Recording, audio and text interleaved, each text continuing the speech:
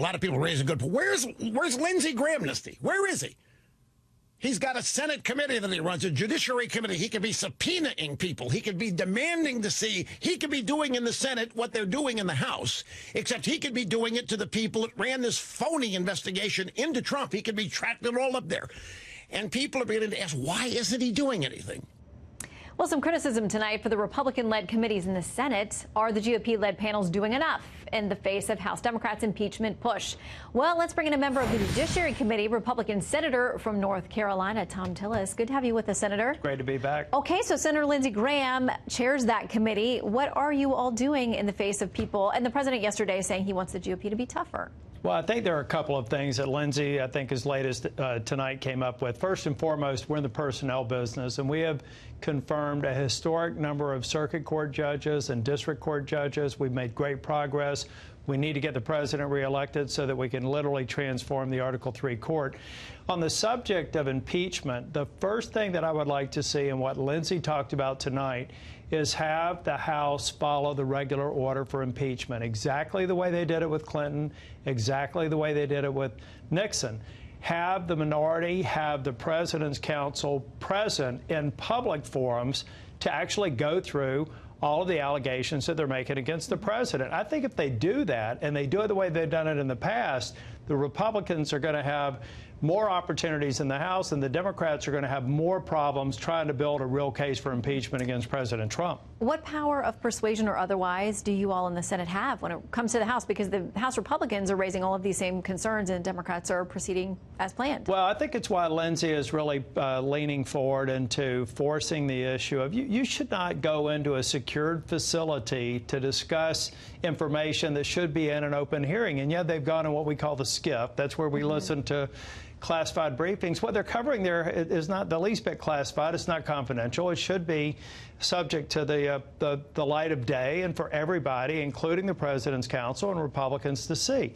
We've got to push the process. I think the American people, if they really understand how this really is a kangaroo court to this point, they're picking and choosing what they want to spin out in the press. And it reminds me, Shannon, so much of what I saw with Brett Kavanaugh.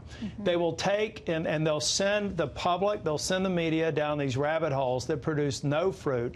They tried to use that to discredit Brett Kavanaugh, and thank goodness I was able to vote for him on the Judiciary Committee and get him committed to this, or I should say confirmed to the Supreme Court. That's what we're looking for. We're not looking for the games that I think Nancy Pelosi is playing. The two pieces of information we have today is the transcript and the whistleblower complaint.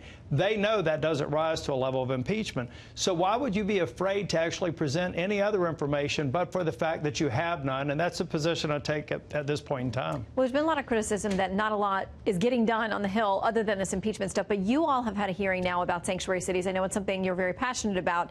I want to cite some reporting from WBTV in Charlotte, North Carolina, where I used to work. They went through ICE documents. They say, according to the new ICE data obtained by WBTV, nearly 500 undocumented immigrants across North Carolina who've been released, despite a federal detainer, include people charged with sex offenses, kidnapping, arson, and homicide.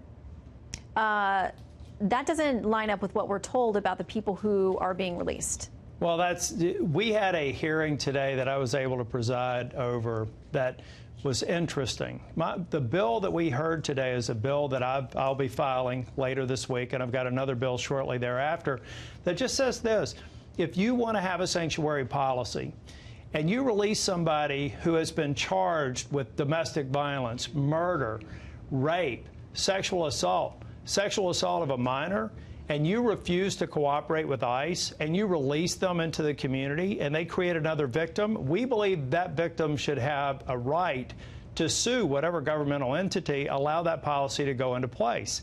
What was interesting in the committee today, we got no pushback from the Democrats on the policy. They wanted to pivot to things that had nothing to do with what we want to do, and that is to provide victims' rights for dangerous sanctuary policies.